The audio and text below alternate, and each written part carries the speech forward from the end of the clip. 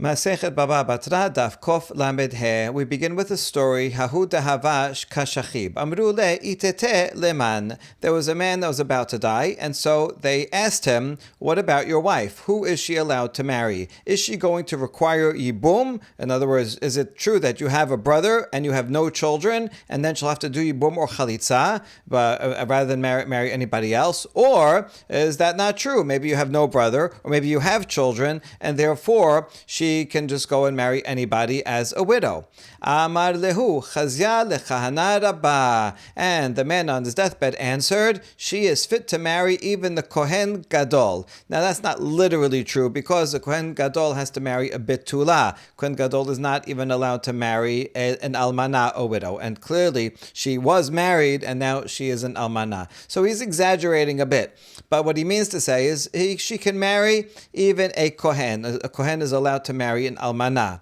But the point is that she does not have to do yibum. If she had to do yibum or chalitza, and then she did chalitza, then she would not be allowed to marry a Kohen. And so by saying that she can marry even a great Kohen, even esteemed Kohen, you can interpret it that way. He is saying that, in fact, there's no problem, and she can go and get married to anybody that she wants, and no need for yibum or chalitza.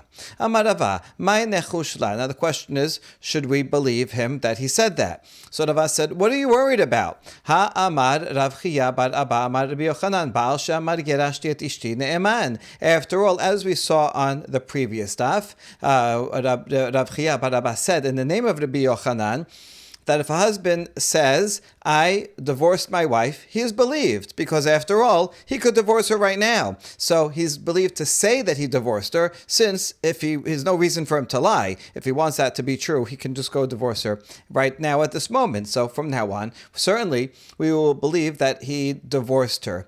Since he's believed to say that he divorced her, so too he's believed to say, my wife does not have to do yibum or chalitza on his deathbed. So we should definitely believe her. Now, interestingly, there will be a difference between whether she can marry a Kohen or not, because if in fact he divorced her, then she would not be able to marry a Kohen. And here he's not saying that. He's saying she doesn't have to do yibum, either because I have a child, or I don't have a brother.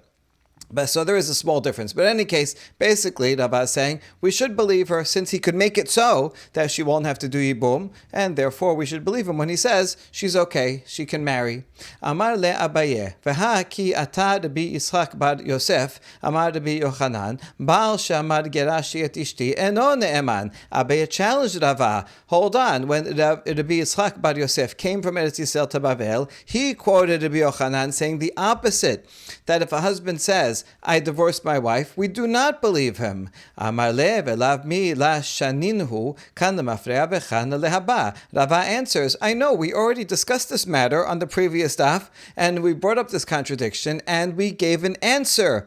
And we responded, when Rabbi Yochanan said that we do not believe him, that's talking about retroactively. If he comes today and says, I divorced my wife 2 months ago, and thereby getting her off the hook if she was with another man in the meantime, there we don't believe him, because he can't go back in time and give her a divorce, and therefore we do not believe that statement. But from now on, since he could give a divorce right now, and then he would be divorced from now on, we believe him to say right now that he is divorced, and therefore that he gave a divorce, and from now on they are not married, so that if she was with another man in the future, then she will be off the hook. So we already answered that, and I'm talking about from now on, because right now he's alive, he's about to die, and then after he dies, what will be her status? Well, he could say, I divorced her, and we would believe him from now on. So too we should believe when he says that she can marry without doing yibum.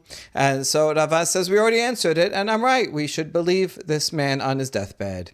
And now Abaye says something very important and interesting. Abaye says, are we going to get up and rely on some response that you said?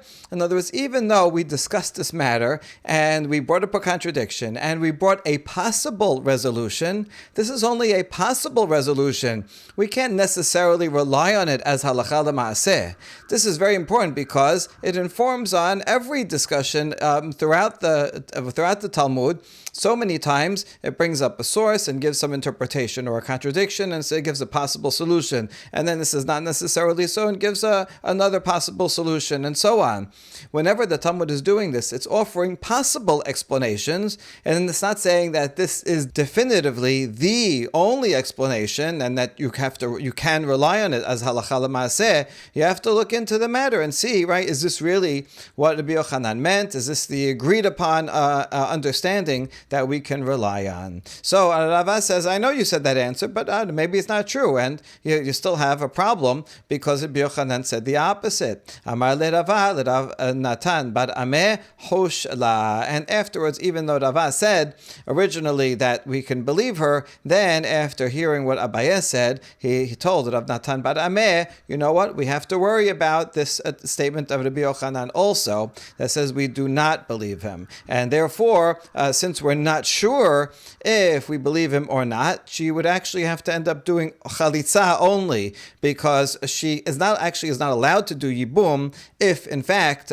she doesn't have to do yibum. So if we believe him that let's say he has a son somewhere else, so then she would not be allowed to do yibum. But maybe we don't believe him, and really she cannot go marry anybody else, so then you would have to do chalitza, or look into the matter further and check it out, and don't just believe him, go see if there's any other evidence somewhere. And so that would be the final answer. That's very important, that the Talmud's discussions are often rhetorical or sophistic understandings, persuasive arguments to try to say maybe it's this way, maybe it's that way, but they're not meant to be necessarily definitive explanations that we can simply rely on as halacha without further authentication that this is in fact what the halacha is. Okay, now another story. Hahu dava muchzak lan delet le'acheh v'amar bishat mita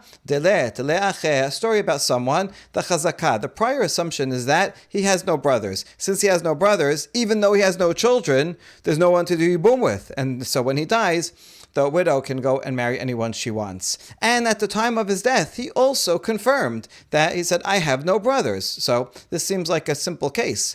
Amar Rav Yosef, Mai lechush la, hada demuchzak lan delet le'achin. Ve'od, ha'amar bishat mita delet le. Rav Yosef says, what are we worrying about? Number one, we have a prior assumption that he has no brothers. And furthermore, he confirmed at the time right before he died that he also has no brothers. So we should let her marry. Amar le'Abaye ha amri di'ika aidim b'midatayam di'it le ache. Abaye says, notice in this case, there were witnesses somewhere else in a different country who knew for sure whether he had brothers or not. In other words, we heard, although we didn't hear confirmation about whether he has brothers or not, we heard that there is someone who knows somewhere out there. Maybe it's a close relative or a friend or their doctor, whoever. Someone has some record and knows whether for sure. And so you might think that even though the prior assumption is he has no brothers, and he confirmed that he has no brothers, but since there is testimony somewhere out there, we don't know what the testimony is.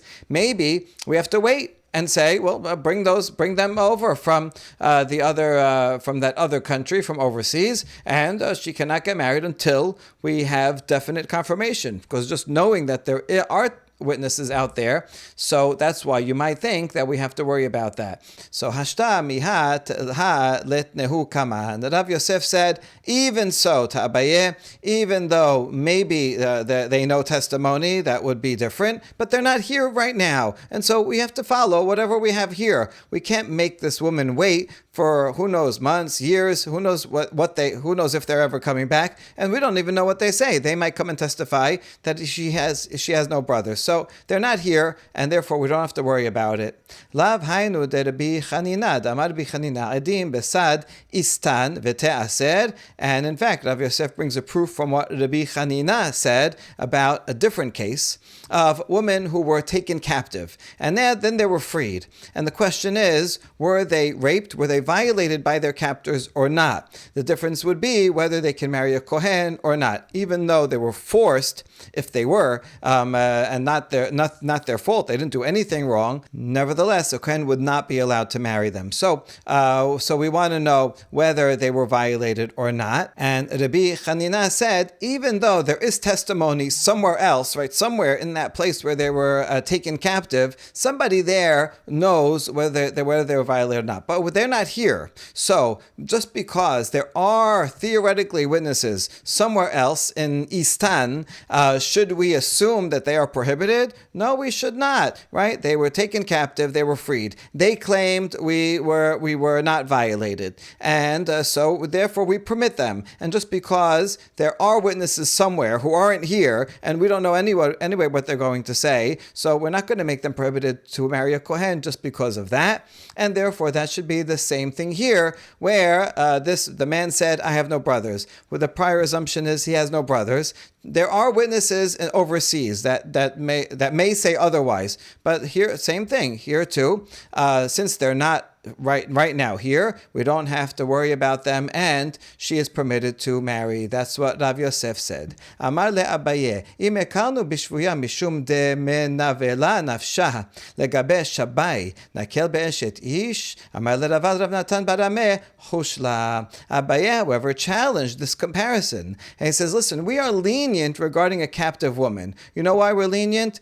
Because she could make herself repulsive. If a woman is taken captive, she can mess up her hair, make herself look ugly, and so that her captors won't be tempted by her. And so it's somewhat in her power, and we assume that she did. She doesn't want to be raped, and so she did that. And after all, also she was taken captive, and this poor woman, it's not bad enough that she was taken captive, and now we're going to add more pain to her, then tell her, oh, sorry, now you can't marry a Kohen. So there's lots of reasons to be lenient for a woman who's taken captive, and that's why in that case we're going to say, well, maybe there are witnesses out there who say otherwise, but maybe not. They're not here. You know what? You're allowed. But should that mean that we should be lenient regarding Eshet Ish if man, the guy who's on his deathbed, if in fact he has no children and maybe he has a brother and someone knows that he has a brother, and so now she has to do Yibum. If she doesn't do Yibum, so then this is a violation.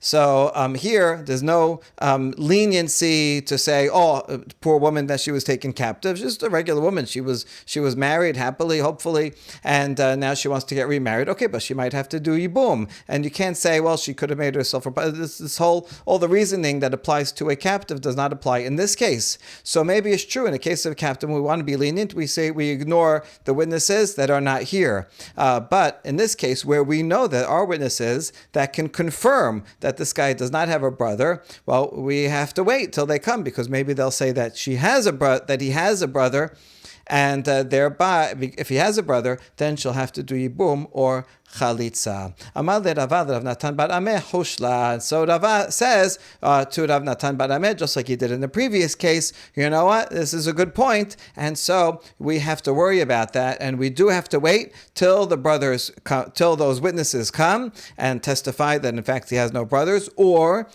we can worry that maybe it's true and maybe it's not true, and be machmir and let her do Chalitza. If she does Chalitza, then, well, she can't marry a Kohen, but she would be able to marry anybody else. Ze achi eno ne'eman. The Mishnah continued and said, if someone says, this is my brother, he is not believed. Remember the story? We have Reuven and Shimon, who definitely are brothers. And then some guy, Levi, comes along. Reuven says, oh, Levi, this is my long-lost brother. And Shimon says, I don't know what you're talking about. I never met this guy.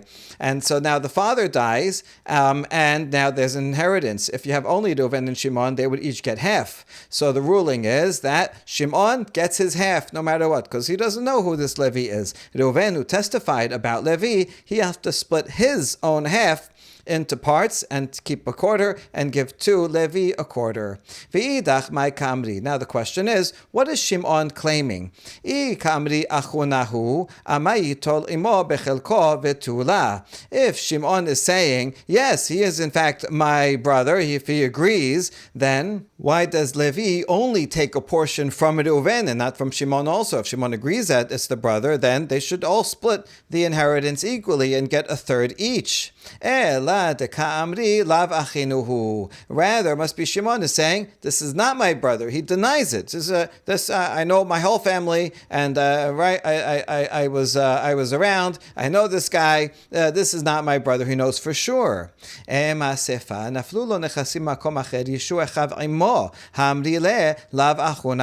now we have a contradiction with the continuation of the Mishnah that said, let's say, same scenario, and you have Reuven says, this is Levi is my brother. And then Levi wins $1 million in the lottery afterwards. And then Levi dies without children. So the closest inheritors are his brothers. Now, if the Mishnah ruled that the brothers each get $500,000, even Shimon. Now, if Shimon said that this is not my brother, why should Shimon get any money? Okay, the same reason why he doesn't have to give part of his share of the estate to Shimon should also mean that he cannot receive it. If he's denying this is not my brother, so then Reuven should tell him, hey, you just said he denied, so you said he is not my brother, so Reuven should get all of the $1 million when Levi dies. And the answer is La Siricha de Kamri and Anu Yodin. Rather, we're talking about a case where Shimon and any other brothers that are there say, we don't know. We're not sure. Maybe Reuven is the oldest, and he remembers from when he was young that there was this guy, this brother Levi, and he recognizes him. And maybe the younger brothers who weren't born at the time or were too young to remember, they don't know for sure that he's not the brother. They're just not sure. They don't know. And therefore, they get the benefit both ways. When their father dies, they say, look, we don't know that this is our brother. You didn't prove it. You're just saying it. And therefore, you cannot extract money from us.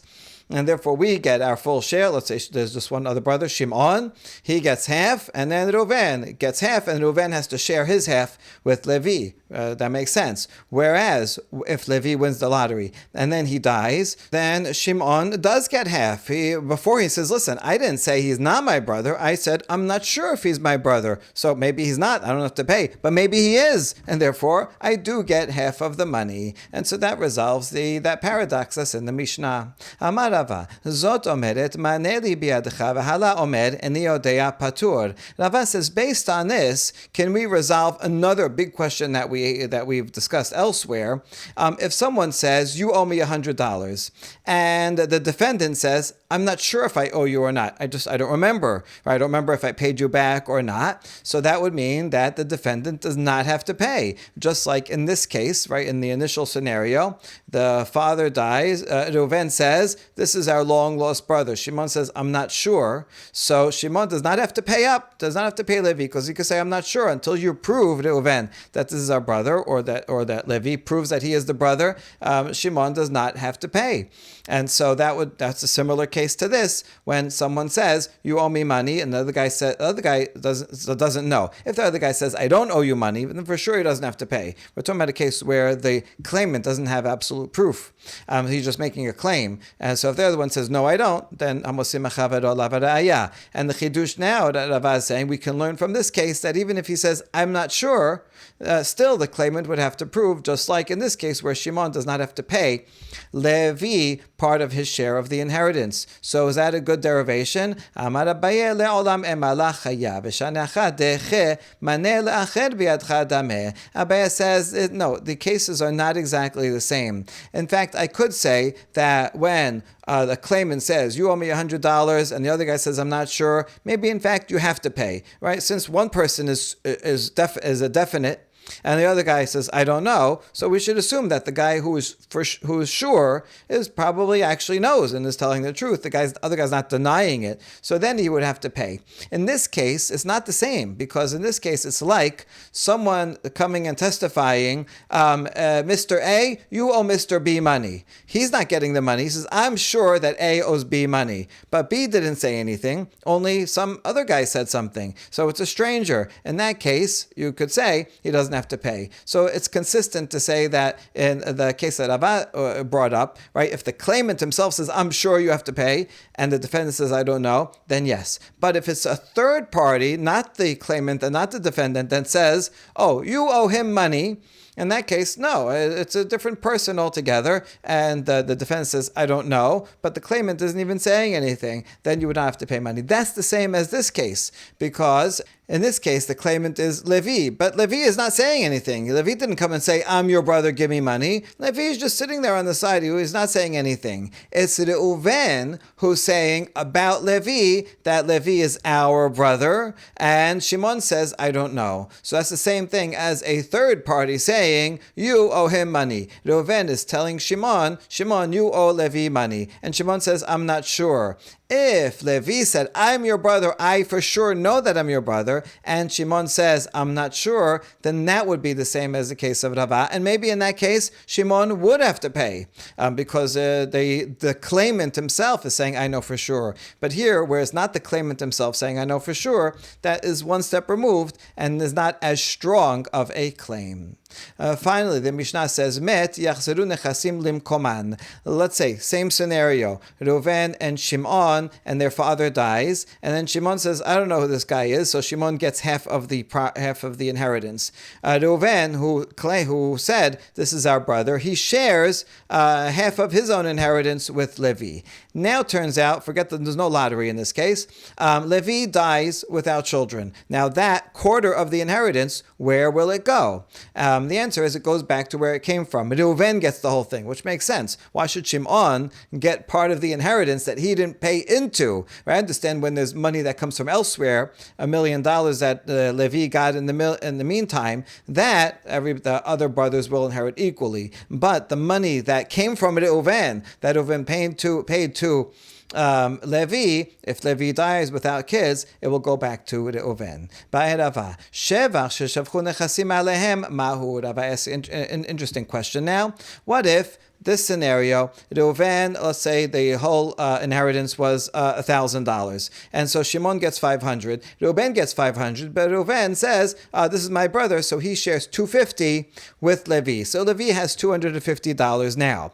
Now Levi takes this $250, and in the meantime, the $250 worth of land or trees or whatever, it increases in value. It grows, it creates produce, and then Levi dies. But by this time, that $250 is worth $300. So who gets that extra $50? Where will it go? Is it like money that comes from outside and then Shimon gets a part of it? Or is it like the same initial money that Reuven gave and therefore it all goes to Reuven? And the answer is it depends. If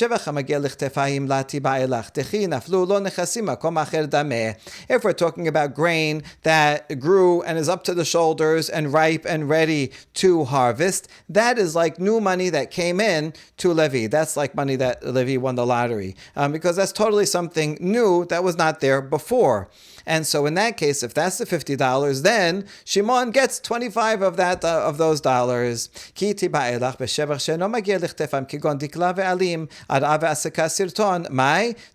But rather the question remains regarding an increase in value. That's not about like produce that is new, something new that wasn't here before and is ready to be harvested. But let's say it's a palm tree, and the palm tree just naturally thickened. It got another couple of layers of wood and bark, or land that got silt, right? The land was there, and some silt came from the river, and now it's on the land. So it just got stronger, and now the land has more nutrients. But it's the same land, it's the same tree. So this is not something new, but the thing itself that Levi inherited became more valuable. What do we say about that? Is that considered like a new profit and Shimon gets a share? Or is it considered the same thing that Reuven gave, that it itself became a higher value and therefore Reuven gets everything back? We leave this question standing. And now we move on to the next Mishnah. Mi shemet v'nimset daiti ki keshura al yerecho hare zo ena kelum. Someone dies, and then we find on his body that there is a will that's bound to his thigh. So you might think, well, I guess that's his will, right? I mean, it's actually tied to him, so we should enact the will. But the Mishnah says not so. We consider it to be nothing. Why? Because he didn't give it to anybody. Just because he had a will written and he kept it with him. Why did he keep it with him and not give it to anybody? Maybe he was just thinking about it, but maybe he changed his mind and did not want this will to be enacted. So that's the problem. He didn't give it to anybody else to say, this is my will, and therefore there's no way for us to know whether this is what he actually wanted to happen or whether he just wrote this as a draft copy. Zika ba le'acher, ben min hayorshin, ben shena min hayorshin debarav kayamin. However, if he gave it to someone else, anybody, whether it's someone who will inherit him or whether it's someone who will not inherit him, then the matter stands. It could be even a stranger who's not part of his family, or it could be a family member who stands to gain. Doesn't matter, as long as there's some indication that he wrote it and this is what he really wants to happen. Gemara. Tenorabanan. Ezohi daitiki. Kol shekatuv ba da tehel mekam v'lehiyot. Baraita asks, what is this daitiki? A curious word. So we say it's actually a shortened form of the following phrase. Da, that's the dai, that's the da in daitiki. Tehe is the taf. Lemekam is the kof. Lehiyot is the yod. That this will stand and exist. This will be a document that will be in effect for now and in the future when he dies. That's what it means, that's a will. Ve'ezehi matana kol shekatuba mehayom ulachar mita. And as opposed to a daitiki, which is only a will that only takes effect after the person dies, we also want to know what is a gift. What would be a language that would be a gift? Well, a gift that's also like a will. If he says, from now and after I die. If he says, I'm giving, he writes in a document, I'm giving this to you from now and after I die. Well, that's a kind of a combination of both a gift and a will, which means some of it gets enacted now and some after death. There's different opinions exactly how this works, but for example, it might go to the other person now, the ownership of the land, but the produce will remain with the gift giver while that person is alive, which would make sense. Sometimes the person says, listen, this is yours, but while I'm alive, I want to enjoy the fruit of it. That'll be my income. And then after I die, then you get it totally, even to enjoy the produce. So that is a little bit different from a daitiki. Ela mehayom ulachar mita hu dahavya matana me'achshav lahavya matana. And now we want to clarify. Are you trying to tell me that if you say, from now and after I die, that's a gift? What if I just say, from now? Also, you just want to give a regular gift right now, I want to give a gift. So you're saying only the phrase, from now and after I die, is a gift? And if you just say, from now, starting now, then that's not a gift? Amar Abaye hachi kamar. Ezohi matanat bari, shehi ke matanat shechib mera, tela kani ela lachar mita, kol shekatuv ba mehayom ulachar mita. Rather, Abaye is explaining the language of this baraita and say, this is what we meant to ask. When it says, what is a gift? We're not just talking about a regular gift. A regular gift, you say, this is yours now. That's just a regular gift, me'achshav.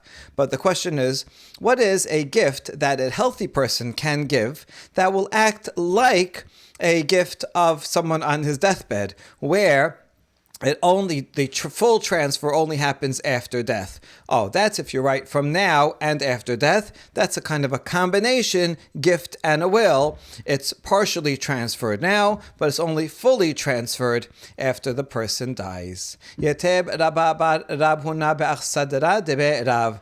Rav Huna was sitting on the balcony of the Bet HaMidrash. The Rav can mean the house of Rav the Amorah, but more often it means Rav is a phrase that means the house of study. The house of the rabbi, where the people study. Anyway, he's sitting on the balcony there. He said the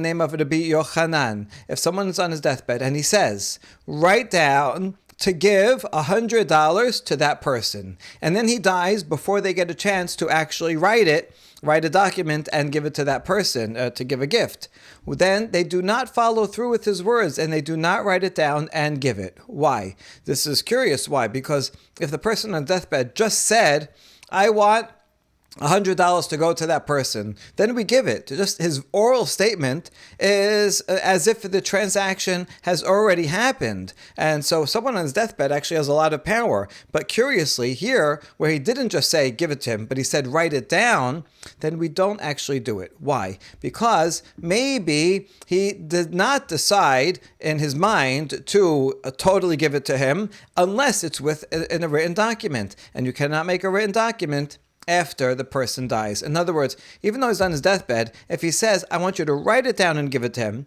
he meant specifically, I only want it to be written down and then give it to him, and it only should be transferred once it's written and that document is given to him. For whatever reason, he decided he wants it to be in writing only. Since he said in writing only, therefore, once he dies and they didn't write it and give it, they cannot go through with it anymore. If he had said, just give it without saying that they should write it, then it would go through. So there's a similar thing similar law to the Mishnah, where he has a document, but he didn't say give it to anybody, so we don't know what his mind was. Here also, because he said write it down and give it, but we didn't get a chance to yet, we don't assume that he wanted to give it without a shtar, so we don't give it at all. Amar lehu Rabbi Elazar, izdaharuba. Rabbi Elazar said about that, be careful with that. In other words, that is the halacha. Yes, you should follow that. That's what Rabbi Elazar said, confirming Rabbi Yochanan's halacha. That's one version. Rav Shizbi Amar Rabbi Elazar Amara, ve'amar lehu Rabbi Yochanan izdaharuba. The other version is that, according to Rav Shizbi, is that Rabbi Elazar said the initial law, not Rabbi Yochanan, and it's Rabbi Yochanan that said, indeed, be careful with that. That is the halacha. So it's the question of who said the original law and who said that, yes, who confirmed it. Amar Rav Nachman bar Yitzchak, kevated Rav Shizbi mistabera, I amart bishlama Rabbi Elazar amara, isterich Rabbi Yochanan asude alad Rabbi Elazar. Eli amart Rabbi Yochanan amara, isterich Rabbi Elazar lasude aled Rabbi Yochanan rabbe. So Rav Nachman bar Yitzchak says that Rav Shizbi's version makes more sense, because if we say according to his version where Rabbi Elazar said the initial law, then it makes sense that Rabbi Yochanan, who is the greater sage, Rabbi Yochanan is the teacher of Rabbi Elazar, it makes sense that Rabbi Elazar would have to come and testify, yes, indeed, I agree with Rabbi Elazar, the lesser rabbi. Rabbi Yochanan, the higher rabbi, would give confirmation. But if you say, like the first version, that Rabbi Yochanan originally said the law, do we need the student, the lesser rabbi, Rabbi Elazar, to come and affirm the ruling of Rabbi Yochanan, his own teacher? Therefore, Rav Shizbi's version makes sense. And another reason why it makes sense, ve'od, Tashema, the Rabbi Elazar Amaraha. Another proof that Rabbi Elazar is the one that said the initial statement. Teshalach Rabin Bishmen Rabbi Abhu, Havu Yodim Sheshalach Rabbi Elazar Lagola Mishum Rabenu, Shechi Mera, Sheamar, Kitvu Utnu Maneh Leploni Umet, and Kotvin Venotnin, Shema Lo Gamrinan Laknoto Ela Bishtar, Ven Shralach Armita, Rabbi Yochanan Amar Tibadek. So here, we have a statement that says, Rabin said in the name of Rabbi Abhu, you should know that Rabbi Elazar sent a message to the exile in the name of our teacher, stating this very case, if someone on his deathbed said, write and give $100 to that person, and then he died, we do not write it and we do not give it, because maybe he had in mind not to give it unless it was actually written. But otherwise, if you didn't write it, don't give it. And if you didn't write it yet, you can't do it after death. And that's what Rabbi Elazar said. And Rabbi Yochanan said about that, this needs examination. So clearly here, it's Rabbi Elazar that said the original ruling, and Rabbi Yochanan says something about that. Now the question is, in this version, Rabbi Yochanan says, check it out, not, yes, that's correct. So what does that mean when he said, check it out? Mai tibadek, ki ata Rav Dimi amar, daitiki mebatelet daitiki, shechi mera shamar kitvu utnu maneh leploni umet, ro'in, Im kemiyapet kocho kotvin v'im lav and kotvin. So what does it mean to check it out? When Rav Dimi came, he said two things. The first thing is not related to this. The first thing says that a will cancels a will, meaning if someone writes one will today and then next week he writes another will, the second one cancels out the first, because that's what we assume. Why did he write another one? Because he changed his mind, so the later one cancels the earlier one. And the second is relevant to us, and here he's explaining what does it mean to check. What does Rabbi Yochanan mean when he says check it out? He means as follows: if someone on his deathbed said, write and give a document to the other person that says that I'm giving him $100, and then he dies, so then do we actually write it and give it? We check. If he is enhancing the power of the gift by saying write it in a document, then we do write it. But if he's not enhancing the power, then we don't. In other words, as we're about to explain, if he says give a gift of $100 to Mr. Friedman, and in fact write it down in the shtar so that he'll have proof of it. So there, if he says something like that, it's clear that he just wants to give it, and he's adding not only just give it, but even give him a document so that he can prove it forever.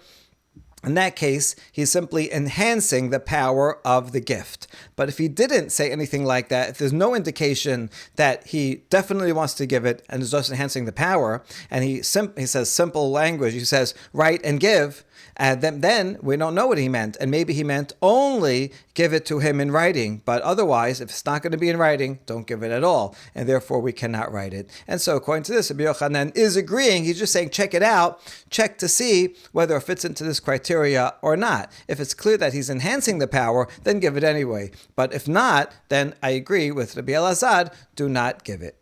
Mativ Rabbi Abba bar Memal, Barish Amar Kitvu Utnu Mane Liploni Umet, En Kotvin Venotnin, Hashechimera Kotvin Venotnin. And now we have a baraita that seems to challenge this law. It says if a healthy person said, write down and give a shtar that says, I'm giving $100 to that person, then he dies, we do not write it. What you see here is that only if it's a healthy person that says this, that's why we do not write it. But if it was someone on his deathbed, then we would write it. And Rabbi Elazar was talking about someone on his deathbed, and he said we don't write it. And here it says you should write it if he's on his deathbed. And so the answer is Hu motiv la v'hu mefarek la b'yamepe et kocho. Rabbi Abba ben Memal, he brought this question, but he answered it also. And he said that this baraita, where it says write it anyway, is in a case where it's clear that he wants to enhance the power of the gift. And that's, since it's clear, so we're actually following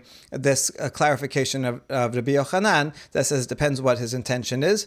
And if we can see that his intention is to give it extra power, like he said, I want to give it, and in fact, not only give it, I want to get, you should give it to him in writing. Well, then it's clear if he's on his deathbed that he wants to give it no matter what, and therefore just his words is enough. And so then, yes, then we will write it and give it. And so that's what this baraita was talking about. What Rabbi Elazar before, the original was talking about where it's not clear that he definitely wants to give it, and he wants to enhance the power, and therefore we don't. How, what are the circumstances where we say he's enhancing the legal power of the gift? And the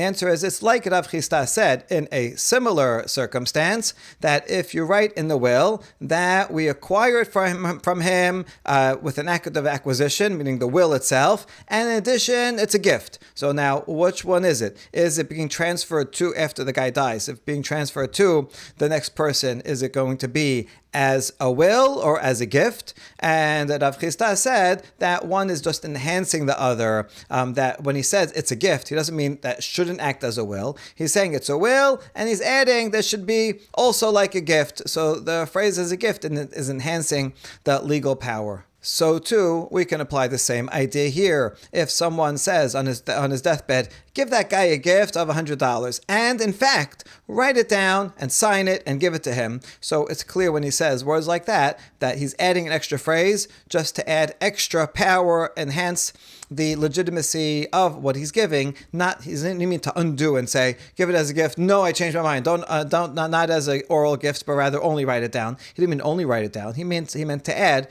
And so therefore, if you didn't get a chance to write it down and give it in a shtad, then you still give it anyway, as long as he said something some language like that. Itamar, Rav Yehuda Amar Shmuel halacha kotvin v'notnin, v'chen Amar Rava Amar Rav Nachman halacha kotvin v'notnin. And Rav Yehuda says the name of Shemuel, that this is the halacha. And in fact, if he says language like this, where it's clear that he wants to enhance the power of the gift, then we do write it. And so too, Rava said in the name of Rav Nachman that we do write it and give it in accordance with this halacha. Baruch Adonai le'olam. Amen ve'amen.